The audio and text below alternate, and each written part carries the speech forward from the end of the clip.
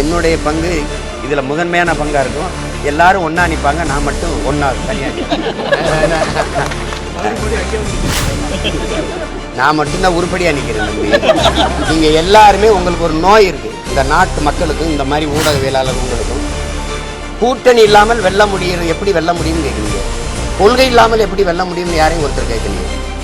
கூட்டணி இல்லாமல் வெல்ல முடியாதுங்கிறீங்க, கொள்கை இல்லாத வெல்ல முடியாதுன்னு நீங்க ஒருத்தர் கூட கேட்க மாட்டேங்கிறீங்களே. கொள்கை இல்லாமல் கூட்டணி இருந்தால் வென்றலாம்.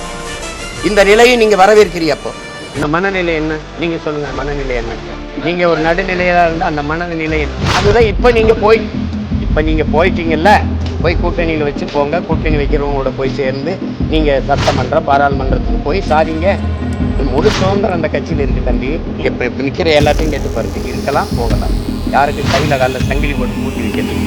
முழு சுதந்திரம் இந்த கட்சியில் இருக்குது.